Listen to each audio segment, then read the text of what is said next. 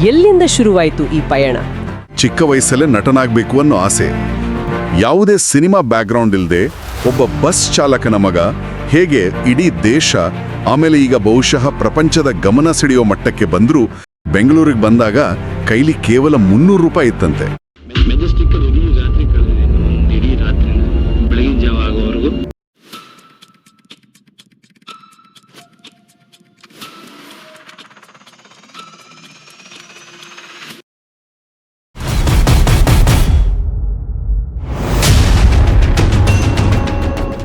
ನಮಸ್ಕಾರ. ಇವತ್ತು ನಾವು ಒಬ್ಬ ವ್ಯಕ್ತಿಯ ಒಂದು ವಿಶೇಷವಾದ ಜರ್ನಿ ಬಗ್ಗೆ ಮಾತಾಡೋಣ. ಕರ್ನಾಟಕದ ಒಂದು ಸಾಮಾನ್ಯ ಹಿನ್ನೆಲೆಯಿಂದ ಬಂದು ಇವತ್ತು ಗ್ಲೋಬಲ್ ಮಟ್ಟದಲ್ಲಿ ಗುರ್ತಿಸ್ಕೊಂಡಿರೋ ನಟ ನವೀನ್ ಕುಮಾರ್ ಗೌಡ. ನಮಗೆಲ್ಲ ಗೊತ್ತಿರೋ ಹಾಗೆ ರಾಕಿಂಗ್ ಸ್ಟಾರ್ ಯಶ್. ಹೌದು, ಇವತ್ತಿನ ನಮ್ಮ ಈ ಚರ್ಚೆಗೆ ಮುಖ್ಯವಾಗಿರೋದು ಆನ್ಲೈನ್ನಲ್ಲಿ ಸಿಗುವ rocking star Yash, bus driver ಮಗನಿಂದ ಗ್ಲೋಬಲ್ ಐಕಾನ್ವರೆಗೆ ಅನ್ನೋ ಒಂದು ಡಾಕ್ಯುಮೆಂಟ್ರಿ ತರಹದ ವಿವರಣೆ. ಅದರ ಆಧಾರದ ಮೇಲೆ ಯಾವುದೇ ಸಿನಿಮಾ ಬ್ಯಾಕ್ಗ್ರೌಂಡ್ ಇಲ್ಲದೆ ಒಬ್ಬ ಬಸ್ ಚಾಲಕನ ಮಗ ಹೇಗೆ ಇಡೀ ದೇಶ ಆಮೇಲೆ ಈಗ ಬಹುಶಃ ಪ್ರಪಂಚದ ಗಮನ ಸೆಳೆಯೋ ಮಟ್ಟಕ್ಕೆ ಬಂದ್ರು ಅನ್ನೋದನ್ನ ಸ್ವತಃ ಆಳವಾಗಿ ನೋಡೋಣ ಅನಿಸುತ್ತೆ. ಕೇವಲ ಅವರ ಲೈಫ್ ಸ್ಟೋರಿ ಅಲ್ಲ, ಅದರ ಹಿಂದಿನ ಸ್ಟ್ರಾಟಜಿ ಏನು ಅನ್ನೋದನ್ನು ಅರ್ಥ ಮಾಡ್ಕೊಳ್ಳೋಣ. ಖಂಡಿತ. ಸರಿ, ಹಾಗಾದ್ರೆ ಶುರು ಮಾಡೋಣ. ಎಲ್ಲಿಂದ ಶುರುವಾಯಿತು ಈ ಪಯಣ?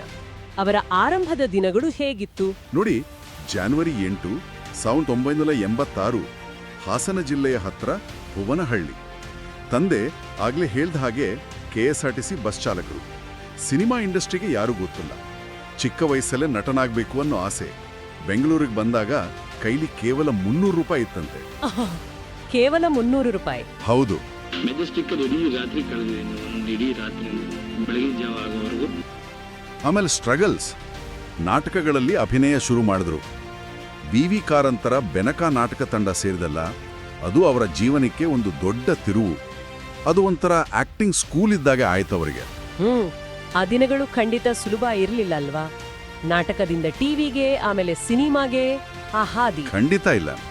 ಮೊದಲು ಉತ್ತರಾಯಣ, ನಂದಗೋಕುಲದಂತಹ ಟಿವಿ ಸೀರಿಯಲ್ಗಳಲ್ಲಿ ಚಿಕ್ಕ ಪಾತ್ರಗಳು ನೋಡಿರಬಹುದು ಕೆಲವರು. 2007ರಲ್ಲಿ ಜಂಬದ ಹುಡುಗಿ ಚಿತ್ರದಲ್ಲಿ ಒಂದು ಸಣ್ಣ ಪಾತ್ರದ ಮೂಲಕ ಸಿನಿಮಾ ಎಂಟ್ರಿ. ಆಮೇಲೆ ಮೊಗ್ಗಿನ ಮನಸ್ಸು, ಅದಕ್ಕೆ ಫಿಲ್ಮ್ಫೇರ್ ಅವಾರ್ಡ್ ಕೂಡ ಬಂತು. ಓ, ಅವಾರ್ಡ್ ಕೂಡ ಸಿಕ್ಕಿತ್ತಾ? ಹೌದು. ಆದ್ರೆ ಜನ ನಿಜವಾಗ್ಲೂ ಗುರುತಿಸೋಕ್ ಶುರು ಮಾಡಿದ್ದು ರಾಕಿ, ರಾಜಧಾನಿ, ಆಮೇಲೆ ಮುಖ್ಯವಾಗಿ 2013ರಲ್ಲಿ ಬಂದ ಗೂಗ್ಲಿ. ಆ ಸಿನಿಮಾಗಳು ಅವರನ್ನು ಕರ್ನಾಟಕ ಇಂಡಸ್ಟ್ರಿಯಲ್ಲಿ ಒಬ್ಬ ಹೀರೋ ಆಗಿ ನಿಲ್ಲಿಸ್ತು. ಇದು ಒಂದೇ ರಾತ್ರಿ ಆದ್ದಲ್ಲ, ವರ್ಷಗಳೇ ಬೇಕಾಯ್ತು. ಹೌದು, ಗೂಗ್ಲಿ ದೊಡ್ಡ ಹಿಟ್ ಆಗಿತ್ತು. ಇಲ್ಲಿಂದ ವಿಷಯ ಚೇಂಜ್ ಆಗುತ್ತೆ. KGF ಇದಂತೂ ಸಿನಿಮಾ ಅಲ್ಲ, ಅದೊಂದು ಹಬ್ಬವೇ ಆಗ್ಬಿಡ್ತು. ನಿಜಕ್ಕೂ 2018ನಲ್ಲಿ KGF ಚಾಪ್ಟರ್ 1 ಬಂದಾಗ ಅದು ಎಲ್ಲಾ ಲೆಕ್ಕಾಚಾರಗಳನ್ನೇ ಬದಲಾಯಿಸಿತು. ಪ್ರಶಾಂತ್ ನೀಲ್ ಅವರ ವಿಷನ್, ಯಶ್ ಅವರ ರಾಕಿ ಭಾಯ್ ಪಾತ್ರ, ಆ ಮ್ಯಾನರಿಸಮ್, ಆ ಡೈಲಾಗ್ ಸ್ಕೇಲ್, ಅದು ಬರೀ ಕರ್ನಾಟಕ ಅಲ್ಲ, ಇಡೀ ಇಂಡಿಯಾದಲ್ಲಿ ಕ್ಲಿಕ್ ಆಯಿತು. ಕನ್ನಡ ಸಿನಿಮಾನ ಪ್ಯಾನ್ ಇಂಡಿಯಾ ಲೆವೆಲ್ಗೆ ತಗೊಂಡು ಹೋಯ್ತು ಅದು. ರಾಕಿ ಭಾಯ್ ಅಂದ್ರೆ ಒಂದು ಬ್ರ್ಯಾಂಡ್ ಆಗೋಯ್ತು. ಆ ಗಡ್ಡ, ಸ್ಟೈಲ್. ಆಮೇಲೆ 2022ರಲ್ಲಿ ಬಂದ KGF ಚಾಪ್ಟರ್ 2 ಇದೆಯಲ್ಲ, ಅದು ಮೊದಲ ಭಾಗಕ್ಕಿಂತ ದೊಡ್ಡ ಸಕ್ಸೆಸ್. ವರ್ಲ್ಡ್ ವೈಡ್ ಕಲೆಕ್ಷನ್ 1200 ಕೋಟಿಗೆ ಹೆಚ್ಚು ಅಂತಾರೆ. ಆ ವರ್ಷದ ಹೈಯೆಸ್ಟ್ ಗ್ರಾಸಿಂಗ್ ಇಂಡಿಯನ್ ಫಿಲ್ಮ್ಸ್ ಅಲ್ಲಿ ಒಂದಾಯಿತು. ಆಗ ಯಶ್ ನಿಜವಾಗ್ಲೂ ಗ್ಲೋಬಲ್ ಸ್ಟಾರ್ ಆದ್ರು. ಆದರೆ ಇಲ್ಲಿ ಒಂದು ಇಂಟ್ರೆಸ್ಟಿಂಗ್ ಪಾಯಿಂಟ್ ಇದೆ. ಏನು? ಇಷ್ಟು ದೊಡ್ಡ ಸಕ್ಸೆಸ್ ಆದ್ಮೇಲೆ ಸಾಮಾನ್ಯವಾಗಿ ಎಲ್ಲರೂ ಸಾಲು ಸಾಲು ಸಿನಿಮಾ ಸೈನ್ ಮಾಡ್ತಾರೆ. ಆದರೆ ಯಶ್ ಹಾಗೆ ಮಾಡಲಿಲ್ಲ. ಸ್ವಲ್ಪ ಗ್ಯಾಪ್ ತಗೊಂಡ್ರು. ಹೌದು, ತುಂಬಾ ಟೈಮ್ ತಗೋತಿದ್ದಾರೆ ಅಂತ ಚರ್ಚೆನೂ ಆಗಿತ್ತು. ಆಕ್ಚುಲಿ ಅದು ಅವರ ಸ್ಟ್ರಾಟಜಿ ಇರ್ಬೋದು. ತಮ್ಮ ಬ್ರ್ಯಾಂಡ್ ವ್ಯಾಲ್ಯೂ, ನೆಕ್ಸ್ಟ್ ಯಾವ ಥರ ಸಿನಿಮಾ ಮಾಡಬೇಕು ಅನ್ನೋದ್ರ ಬಗ್ಗೆ ತುಂಬ ಕೇರ್ಫುಲ್ ಆಗಿ ಯೋಚನೆ ಮಾಡ್ತಿದ್ದಾರೆ ಅನ್ಸುತ್ತೆ. ಗ್ಲೋಬಲ್ ಪ್ಲಾಟ್ಫಾರ್ಮ್ಗಳಲ್ಲಿ ಕಾಣಿಸ್ಕೊಂಡಿದ್ದು ಇಂಟರ್ನ್ಯಾಷನಲ್ ಲೆವೆಲ್ನಲ್ಲಿ ಒಂದು ಇಮೇಜ್ ಬಿಲ್ಡ್ ಮಾಡೋಕೆ ಟ್ರೈ ಮಾಡ್ತಿರೋದು. ಇದೆಲ್ಲ ಕೇವಲ ನಟನೆ ಅಲ್ಲ, ಅದರಾಚೆಗಿನ ಒಂದು ಪ್ಲಾನಿಂಗ್ ಥರ ಕಾಣಿಸ್ತಾ ಇದೆ. ಇದು ನಿಜಕ್ಕೂ ಗಮನಿಸಬೇಕಾದ ವಿಷಯ. ಈಗ ಅವರ ಮುಂದಿನ ಪ್ರಾಜೆಕ್ಟ್ಗಳ ಬಗ್ಗೆ ಸ್ವಲ್ಪ ಮಾತಾಡೋಣ. ಟಾಕ್ಸಿಕ್ ಮತ್ತೆ ರಾಮಾಯಣ. ಹೌದು, ಟಾಕ್ಸಿಕ್ ಗೀತು ಮೋಹನ್ ದಾಸ್ ಡೈರೆಕ್ಷನ್. ಅದೊಂದು ಡಾರ್ಕ್ ಗ್ಯಾಂಗ್ಸ್ಟರ್ ಆಕ್ಷನ್ ಡ್ರಾಮಾ ಅಂತ ಸುದ್ದಿ.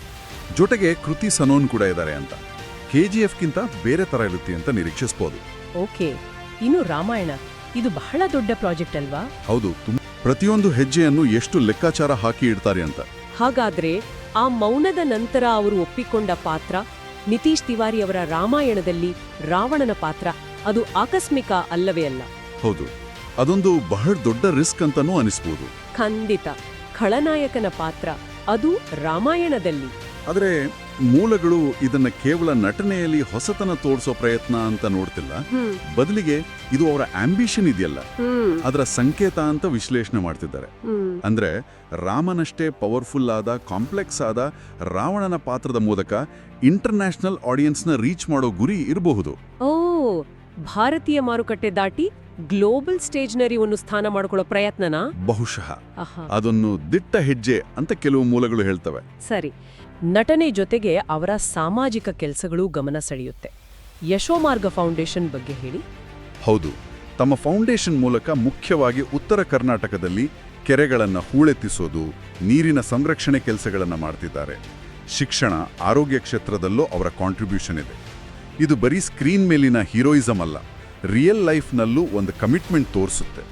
ಹಾಗಾದ್ರೆ ಇದೆಲ್ಲ ನೋಡಿದಾಗ ಒಬ್ಬ ಬಸ್ ಚಾಲಕನ ಮಗ ನಾಟಕದಿಂದ ಶುರು ಮಾಡಿ ರಾಕಿ ಭಾಯಾಗಿ ಈಗ ಗ್ಲೋಬಲ್ ಐಕಾನ್ ಆಗಿ ಬಹುಶಃ ರಾಮಾಯಣದಲ್ಲಿ ರಾವಣನ ಪಾತ್ರದವರೆಗೆ ಬಂದಿರೋ ಈ ಪಯಣ ಏನ್ ಹೇಳುತ್ತೆ ನಮ್ಗೆ?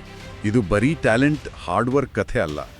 ಇದು ರೈಟ್ ಟೈಮ್ನಲ್ಲಿ ರೈಟ್ ನಿರ್ಧಾರ ತಗೊಳ್ಳೋದು, ಸಕ್ಸಸ್ನ ಹೇಗೆ ಹ್ಯಾಂಡಲ್ ಮಾಡೋದು, ರೀಜನಲ್ ಸಿನಿಮಾದ ಬೌಂಡ್ರಿಗಳನ್ನು ಹೇಗೆ ದಾಟೋದು ಅನ್ನೋದರ ಬಗ್ಗೆನೂ ಹೇಳುತ್ತೆ. ಬ್ಯಾಕ್ಗ್ರೌಂಡ್ಗಿಂತ ಹೆಚ್ಚು ಮುಖ್ಯ ಆಗೋದು ನಂಬಿಕೆ, ಪರಿಶ್ರಮ ಮತ್ತೆ ದೂರದೃಷ್ಟಿ ಅನ್ನೋದಕ್ಕೆ ಇದೊಂದು ಉದಾಹರಣೆ. KGF ನಂತರದ ಅವರ ನಡೆ, ಈಗ ರಾವಣನ ಪಾತ್ರದ ಆಯ್ಕೆ, ಇದೆಲ್ಲ ಅವರ ಮೆಚ್ಯೂರಿಟಿನ ತೋರಿಸುತ್ತೆ. ನಿಜಕ್ಕೂ ಸ್ಫೂರ್ತಿದಾಯಕ ಅವರ ಕಥೆ. ಈ ಚರ್ಚೆಯ ಕೊನೆಯಲ್ಲಿ ಕೇಳುಗರು ಯೋಚಿಸೋಕೆ ಒಂದು ವಿಷಯ ಬಿಟ್ಟು ಹೋಗೋಣ. ಖಂಡಿತ. ಇಂಡಿಯನ್ ಸಿನಿಮಾದಲ್ಲಿ ಹೀರೋ ಅನ್ನೋ ಕಲ್ಪನೆ ಬದಲಾಗ್ತಿರೋ ಈ ಟೈಮ್ನಲ್ಲಿ ಯಶ್ ಅವರು ರಾವಣನ ತರಹದ ಕಾಂಪ್ಲೆಕ್ಸ್ ಪಾತ್ರವನ್ನು ಆಯ್ಕೆ ಮಾಡಿಕೊಂಡಿರೋದು ಮುಂದೆ ಕಥೆ ಹೇಳೋ ರೀತಿ ಮೇಲೆ ಯಾವ ತರಹದ ಪ್ರಭಾವ ಬೀರಬಹುದು? ಇದ್ರ ಬಗ್ಗೆ ಸ್ವಲ್ಪ ಯೋಚಿಸಿ.